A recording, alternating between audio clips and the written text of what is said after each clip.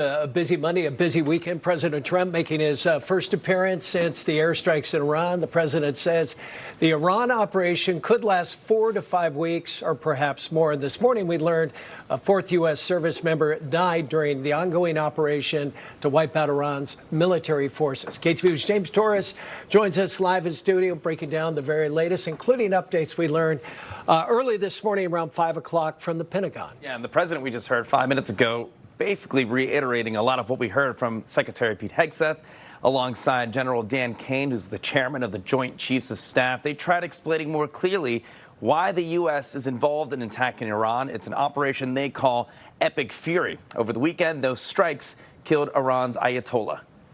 The mission of Operation Epic Fury is laser focused. Destroy Iranian offensive missiles, destroy Iranian missile production, destroy their navy and other security infrastructure, and they will never have nuclear weapons. Those objectives also spelled out by the president a few moments ago. Secretary Hegseth referencing another Iran-focused operation from last year, Operation Midnight Hammer. According to the Pentagon, that was aimed to destroy Iran's nuclear facilities. But since then, the secretary says the White House tried peace talks with the Ayatollah, the supreme leader, hoping to secure a commitment to abandon a desire for nuclear weapons. But that never happened. This morning, I talked to a national intelligence expert who explains why so many are questioning the motives of this attack. We just got done with two very long, protracted wars in Iraq and Afghanistan.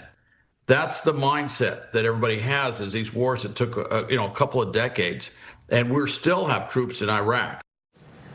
Secretary Hegseth went on to say this war is not like that of Iraq and Afghanistan 20 years ago, arguing this was not a, quote, endless war, nor a, quote, nation-building war.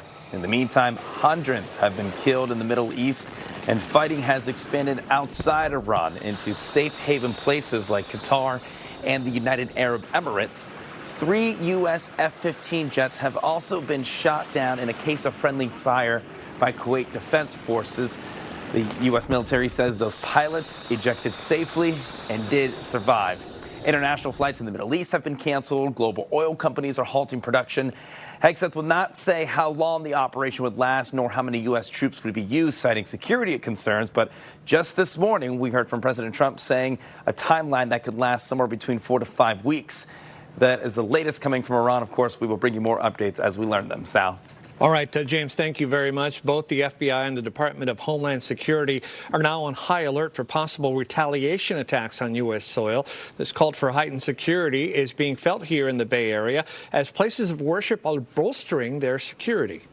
We have a very good line of communication with San Francisco Police Department. They're always responsive to our needs, and specifically tomorrow night begins the Jewish holiday of Purim. We're expecting a lot of people here, but again, we're coordinating with the police department to make sure that everyone feels safe.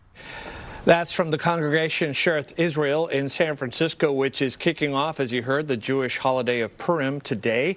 Several law enforcement agencies in the Bay Area have released statements saying they are increasingly high-visibility deputy foot patrols at places of worship and community centers. They also say they are staying in active communication with faith leaders. Some Iranian Americans in the Bay Area say they've been waiting and hoping for years that the United States would remove the supreme leader.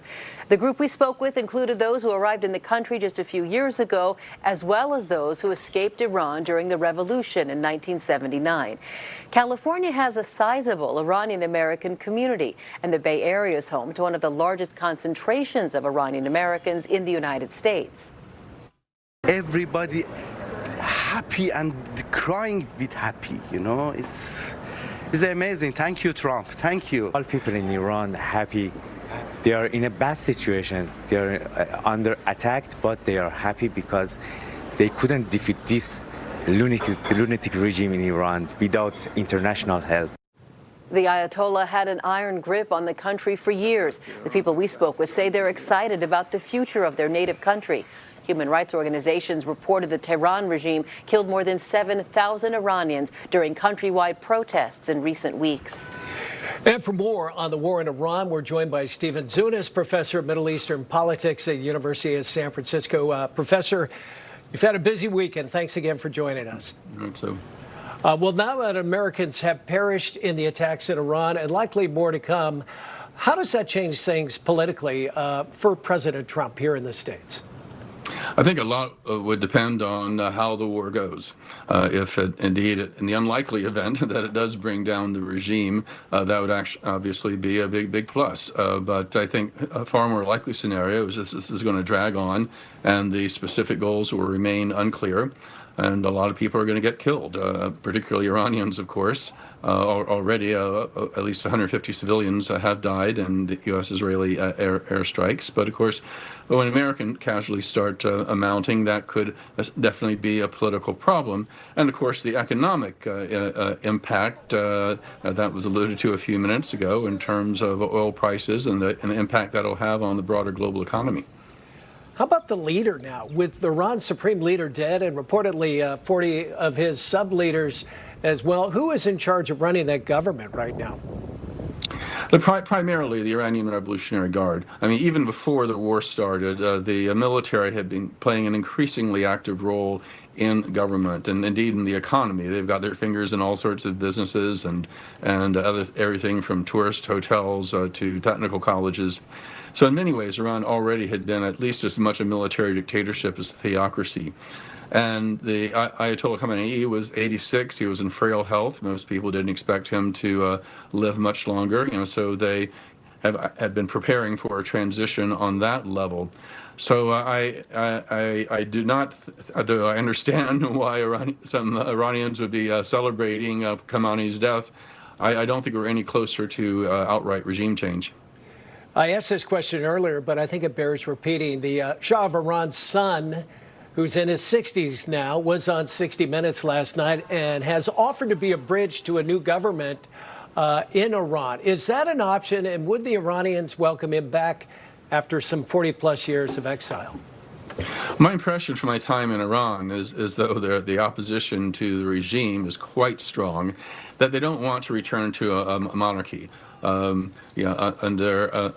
Reza's father, the late Shah, there was widespread human rights abuses. Tens of thousands of Iranians were tortured and killed in his prisons.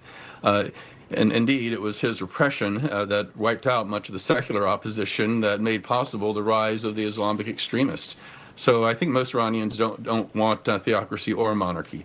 They want, like everybody else, they want freedom. They want a democratic government.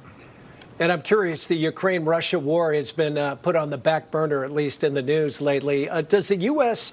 involvement in Iran influence the peace talks at all there? And I would imagine Mr. Putin has been taking notice. It's certainly a distraction, and it will probably minimize the role that the United States could play in any kind of negotiated settlements. Now, some Ukrainians might see it as a positive thing because they don't believe that under Trump, the United States has been particularly helpful for their cause. But it is important to know that indeed that the war is going on.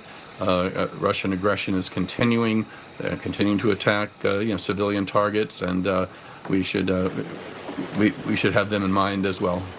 And Professor, now that this has become a full-blown conflict, is there any hope of diplomacy now, or is that barn door open, to lack of a better word? Well, there are ongoing talks, ongoing negotiations. As recently as this past Friday, the Omani intermediary said that a deal was in reach.